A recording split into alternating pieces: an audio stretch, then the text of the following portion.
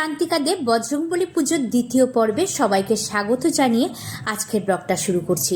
আজকে এখানে পুজো শুরু হয়েছে। আগের দিন আমি দেখিয়েছিলাম যে বজরংবলীকে স্নান করানো হয়েছে, আর আজকে কিন্তু এখানে পুজো শুরু হয়েছে আর মিতালিরা চলে এসেছে। মিতালি, মাসিমণি, শঙ্কা, প্রসেনজিৎ সবাই এসেছে। দেব মহেশ্বর গুরু সাক্ষাৎ পরম ব্রহ্ম তস্मै শ্রী গুরুবে নমঃ। নমঃ শ্রী গুরুবে নমঃ। নমঃ শ্রী গুরুবে নমঃ।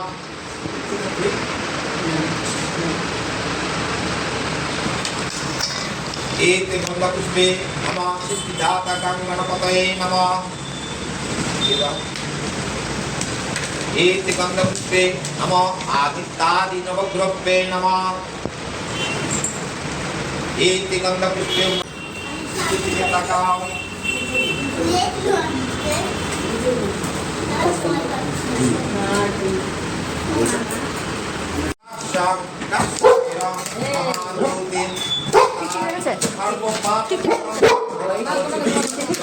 টিকটিকি দেখা যায়, টিকটিকি। ফল কামনায়া বিঘ্ন নাশ কারণ হেতু সপরিবার সহিত সকল মঙ্গলার্থে সকল সংকট। মিতালির ছেলে শঙ্কার এখানে মানসিক ছিল, তো মানসিকটা এখানে দিয়ে দেওয়া হলো। প্রসেনজিতের নামে সংকল্প করে মানসিকটা এখানে দিয়ে দেওয়া হয়েছে। আর মিতালির ছেলের মানসিক, যেটা অনেক দিন ধরে ছিল, তাই 5 বছর হওয়ার আগে দিয়ে দিলাম। আর শম্ভু কাকা এখানে বসে বলেছে যে দুয়ারে যে ঘটগুলো আছে ওখানে প্রণাম করে, মানে এই গেট দিয়ে ঢোকার জন্য বজরংবলীকে প্রণাম করে আহ্বান করে আসতে, তাই এখানে প্রণাম করে বজরংবলীকে আহ্বান জানিয়ে এলাম। আর সবাই তো লিওকে ভয় পাচ্ছে, লিওর জন্য এভাবে গেটটা দিয়ে রেখেছি ঠাকুর ঘরের, যেন এদিকে আসতে না পারে লিও, তাও বাধা আছে। তো মিতালি নিয়ে বসে আছে, বাধা আছে। আর এখানে এখন যজ্ঞ করা হবে, এখানে অঞ্জলি দেওয়া হবে। আমরা সবাই এখানে অঞ্জলি দেওয়ার জন্য বসেছি। নমস্তভ্যং রাম ভক্তা ইরাত্তজ বিহান আচমনীয় তং সর্বসিদ্ধি প্রদায়ক নম শ্রী শ্রী রাম ভক্ত সংকটমোচনকারী নম রাম ভক্ত সংকটমোচনকারী হনুমানজি নমো নমঃ। শ্রী দশরথং পুত্রাবিক্ষণ তৎপরম দৃষ্টত লক্ষণ দেবং সছত্রং কনকপ্রভম পার্শ্বে অর্ধ শত্রুঘ্ন তালবৃন্ত পরাভুব অত্রে ব্যগ্রং হনুমন্তং রাম অনুগ্রহ কাঙ্ক্ষিণম নম শ্রী শ্রী রাম ভক্ত সংকটমোচনকারী হনুমানজি নমো নমঃ।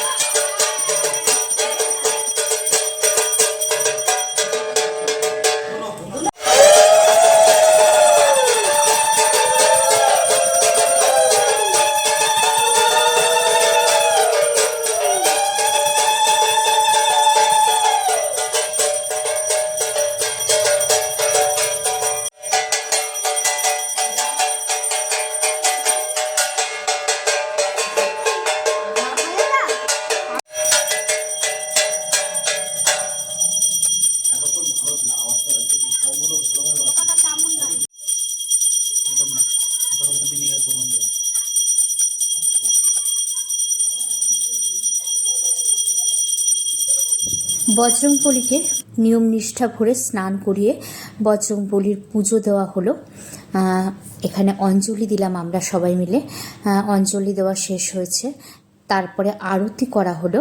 এখানে নানা ধরনের জিনিস দিয়ে, শঙ্খ দিয়ে, পাখা দিয়ে, ধূপকাঠি, মোমবাতি, সব কিছু দিয়ে আরতি যেভাবে হয়, ধুনুচি, সব কিছু দিয়ে আরতি করা হয়েছে। আর এবার হলো যজ্ঞ, মানে যজ্ঞ করা হবে। তার জন্য এখানে যজ্ঞের যে কুণ্ডটা, সেটা এত সুন্দরভাবে আবির দিয়ে, সমস্ত রং দিয়ে এত সুন্দরভাবে সাজিয়েছে। প্রথমে বালি দিয়ে নিয়েছে, তারপরে এখানে আবির দিয়ে সাজানো হয়েছে। কাকা এত সুন্দরভাবে সাজিয়েছে শম্ভু কাকা, যে সত্যি চোখ ফেরানো যাচ্ছে না। আর শম্ভু কাকা খুব ভালো করে প্রশংসা করছে যে এত সুন্দরভাবে পুজো করছি, যে কোনো কিছুর কোনো মানে যা বলেছি তাই একদম হাতের কাছে রেডি, এত সুন্দরভাবে সমস্তটা রেডি করা হয়েছে, সত্যিই তাই। আমি যতটুকু পারি ততটুকু করেছি, আর আমার যা সম্পূর্ণ এসে গুছিয়েছে, মানে হাতে হাতে যে মানে চাওয়ার সাথে সাথে যেন হাতের মধ্যে দিতে পারে জোগাড় করে, এই সমস্তটা আমার যা থেকে একদম শম্ভু কাকাকে সমস্তটা যোগান দিয়ে গেছে। আর আমার শাশুড়ি মা যজ্ঞ ডুমুর পাতা, বেল পাতা, দুব্ব, মানে সমস্ত পুজোর ফুল টুল যা লাগে সমস্তটা রেডি করেছে। সবাই মিলে চেষ্টা করেছি, কিন্তু সমস্তটা গুছিয়ে রেখেছে আমার যা সুন্দরভাবে।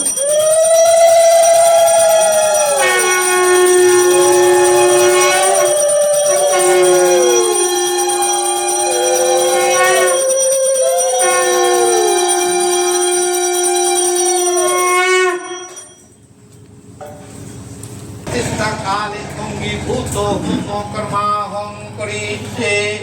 ওম ভূর্ভুবস্বাহা।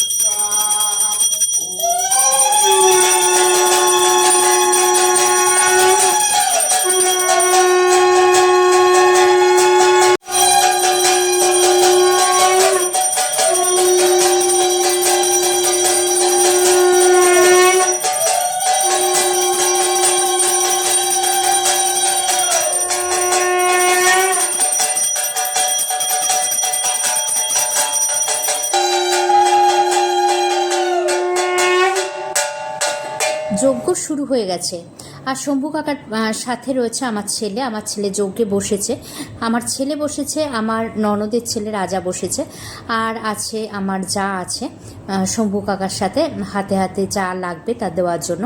আমি একটু দূরে দাঁড়িয়ে আছি দরজার সামনে, কারণ যেহেতু আমার ছেলে যজ্ঞে বসেছে, আর এদিকে লিওকে রাখতে হচ্ছে। লিও দড়ি দিয়ে বাঁধা আছে, কিন্তু ঘরে এত লোক আছে, কিছু করছে না, কিন্তু বাচ্চাদেরকে দেখলে গায়ের মধ্যে মানে উঠতে যাচ্ছে, যার জন্য আমি লিওর সামনে দাঁড়িয়ে রয়েছি, আর আমার যা ওখানে আছে, তার জন্য আমি নিশ্চিন্ত হয়ে একটু দূরে দাঁড়িয়ে রয়েছি। আর যজ্ঞ শুরু হয়েছে, আর ভেবেছিলাম দ্বিতীয় পার্টে পুরো পুজোর ব্লগটা আমি দিয়ে দিতে পারবো, কিন্তু দ্বিতীয় পার্টে পুরো ব্লগটা শেষ করতে পারলাম না। পুরো ব্লগটা শেষ করলে ব্লগটা অনেকটা বড় হয়ে যাবে, যার জন্য ব্লগটা 3টে ভাগে ভাগ করে দিতে হয়েছে। তো দ্বিতীয় পার্টে আজকে ব্লগটা এখানেই শেষ করছি, আগামী দিন তৃতীয় পার্টে নিয়ে আসছি ব্লগটা।